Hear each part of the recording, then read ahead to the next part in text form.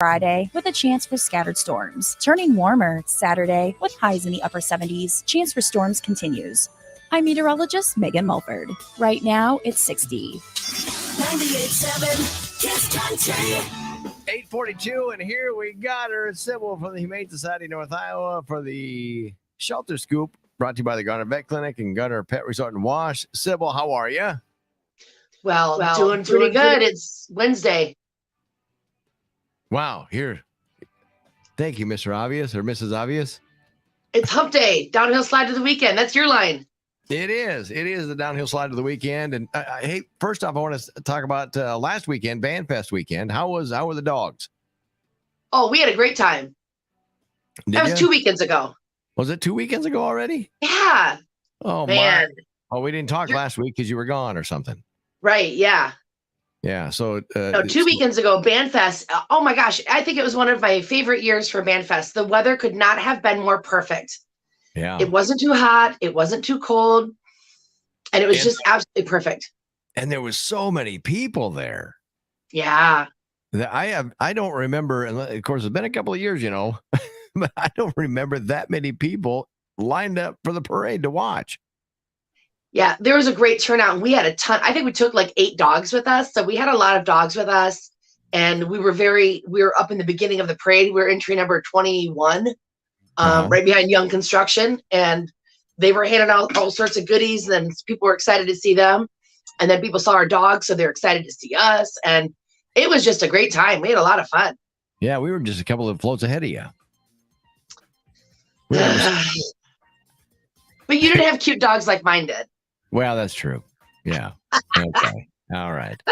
Yeah, so anyway, it was a great time, and the dogs had a great time, and we had lots of phone calls afterwards from people who wanted to come and meet the dogs that they saw in the parade. So we've had a couple go home, and then hopefully a couple more. So things are looking good. Good deal. So anything else happening at the shelter here in the next couple of weeks or next month or this month? Well, we do have lots of things planned throughout the summer. We're going to be at Fleet Farm next Friday for a pet visit. We've got Ollie's Tea Stand at the Clear Lake Farmers Market coming up. And we've got other events planned. And so people should check out our Facebook page to keep current on events that are coming up. And stay tuned to what we're talking about each week. But I wanted to talk real quick because it's a special week this week. The U.S. Postal Service has designated this week as Dog Bite Awareness Week. And they're doing a public service campaign, which is funny because I was going to talk about dog bites in our community, and Postal Service is doing a dog bite prevention campaign. They said that in 2021, 5,400 postal employees were attacked by dogs. Is that right? Nationwide, not just in Mason City. Wow. But we do have a very high, like right now, this is why I was going to talk about it. In the last couple of weeks, we've had a very high number of dog bites in our community and dog attacks. And the reason I know this is because, the Humane Society, we are partnered with the city of Mason City. We manage the Mason City Stray Animal Shelter, which is owned by the city, managed by us. Any dog that bites a human in our community is required to be quarantined for 10 days. And is that to check for rabies or something or what? Yeah. Yep.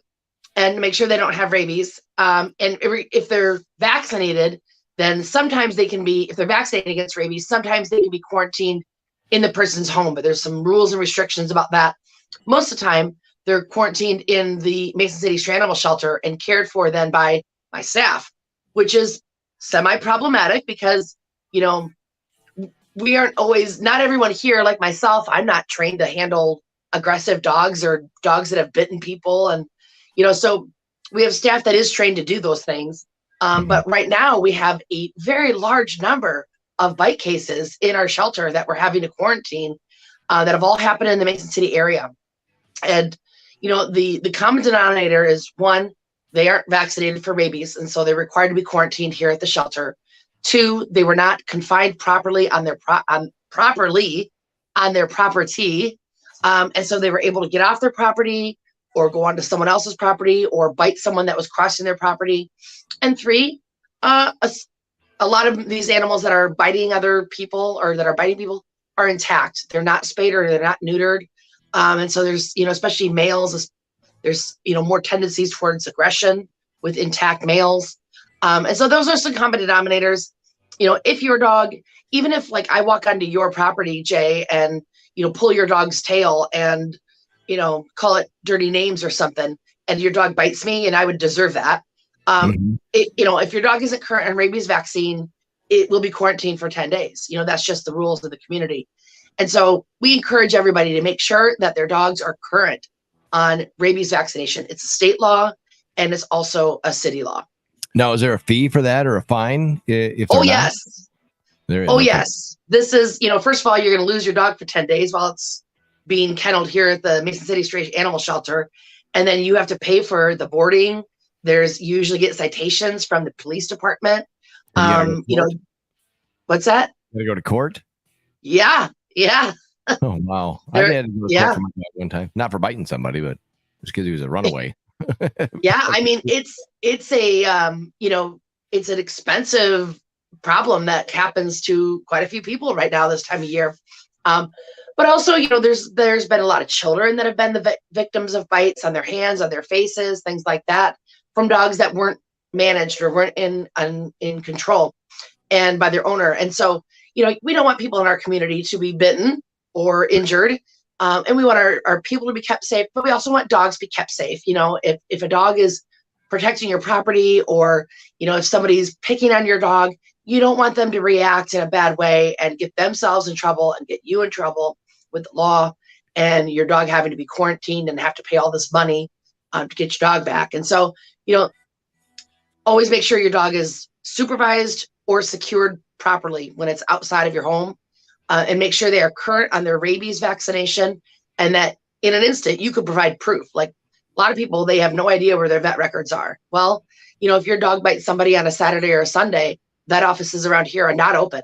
And so you would not be able to take your dog home. So make sure that you have your records in file, that you can access them easily, and that you just keep your dog safe and protected. Yeah. And they're just in quarantine. They're not up for adoption or anything like that. So you're going to get your dog back. You just got to pay the fines and citations. Right. Okay. All right. Yeah. Well, but we've seen a real increase in the number of bite cases this spring.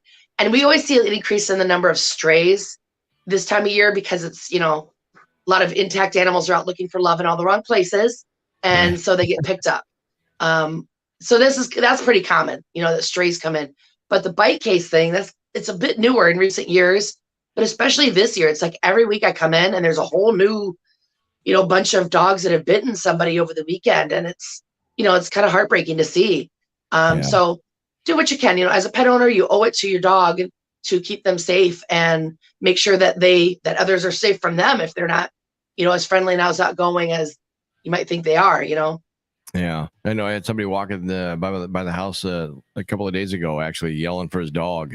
He was walking his other dog, and I go, said, who are you looking for? And he goes, oh, have you seen a dog run around? And I said, no, I haven't. And he said, so I asked what the name was and then what kind it was. And I go, ooh, because I like that kind of dog, the labs.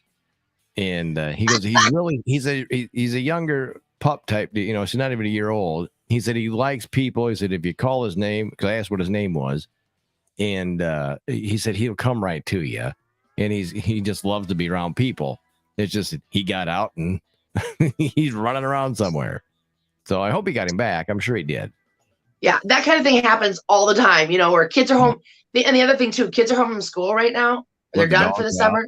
They're going in and out of the house, and dogs get out all the time, or the cat gets out, and sometimes they don't come back. Sometimes they get picked up by animal control. And, people can sometimes be upset about that. Like, oh, now I have to pay all this money to get my dog out of doggy jail, quote unquote.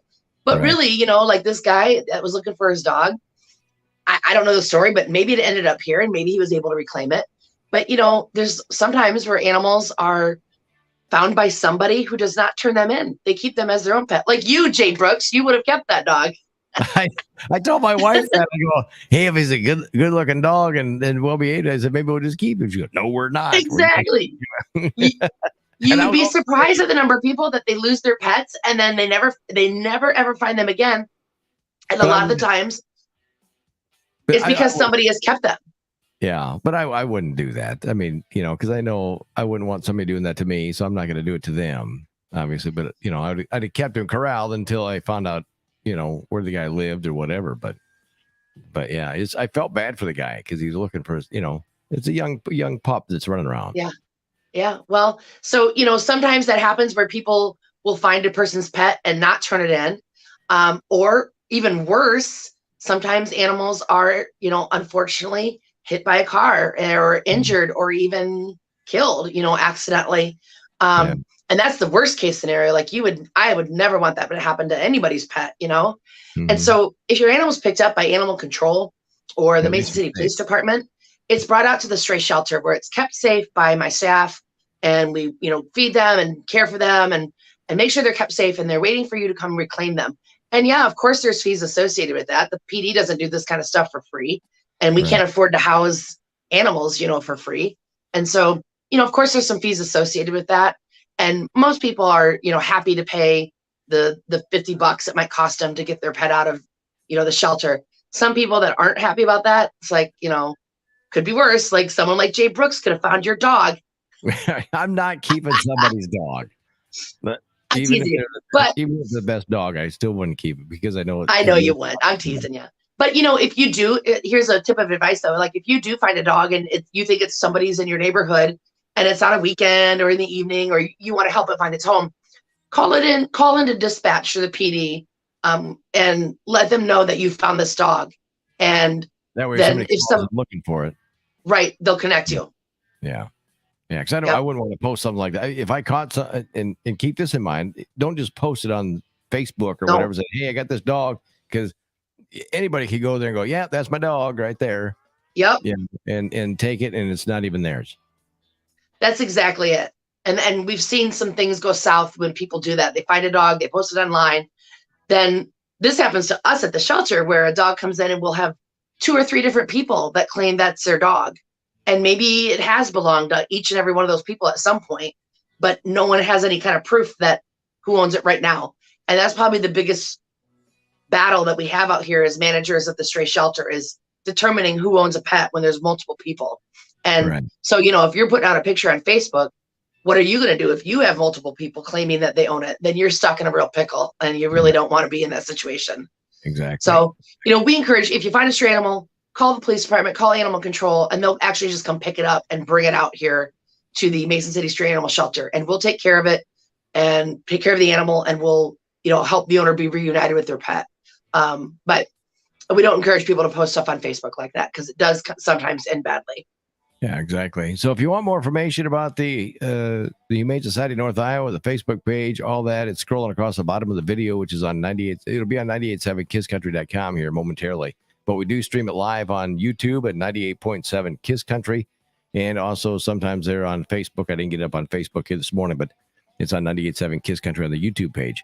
But again, go check it out on the website here in just a little while. That will be posted on the very front page with Sybil's face. And oh boy. Right. And it'll have all the information scrolling across the bottom as far as contact and different websites you can go see. Sybil, thank you so much. Well, thank you. It's always a pleasure. It's an awesome radio station. Yeah, yeah.